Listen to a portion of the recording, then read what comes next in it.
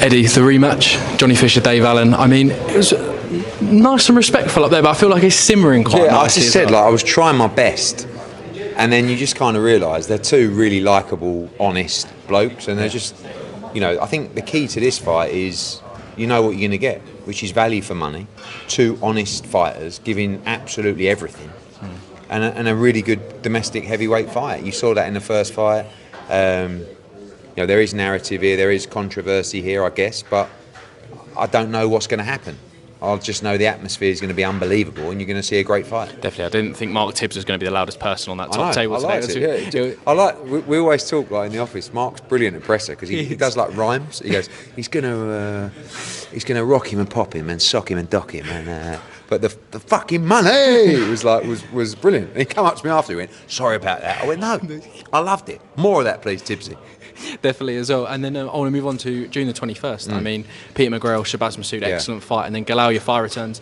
But from top to bottom, that is an excellent fight card in Birmingham. I think so. I mean, you know, you've got Liam Taylor against Conor Walker. It's going to be another war for the British and Commonwealth titles. You've got Pat Brown on that card as well. You've got Ibrahim Suleiman. You've got Hamza Uddin. You've got Aaron Bowen.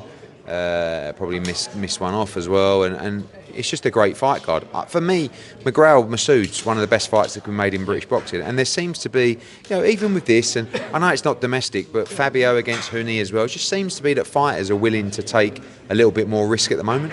Obviously the money's going up, so we want them to take more risk as well, but everyone seems to be obliging and trying to make good fights, and I think, you know, British boxing is in a great place. Definitely. Final two from me, Bam Rodriguez versus Fumalele Cafu, and then Diego Pacheco, Trevor McCumbee. That's a brilliant double header, but Bam gets his chance to unify once again. I think it's the hardest of all the fights in the division against Cafu. I really do, you know, and I think him and Robert Garcia think the same, but he's ready to fight all comers. You know, Pacheco McCumbie's a fight that could have headlined, really, in California.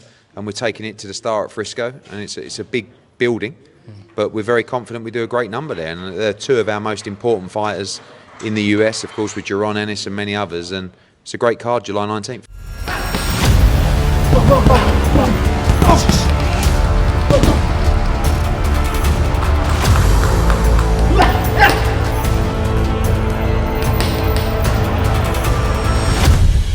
Final one, Adam Maka, Leo Atang, Tia Ayton. Yeah, we got them all. You wanted them all. I mean, just put that into words, three great talents. So, for me, the most exciting thing is working with young talent. And Leo Atang is a freak. He's a one-off, and I think he's the guy that's going to follow in AJ's footsteps. I think there's a long way to go, and he's a young heavyweight, but he's an exceptional talent.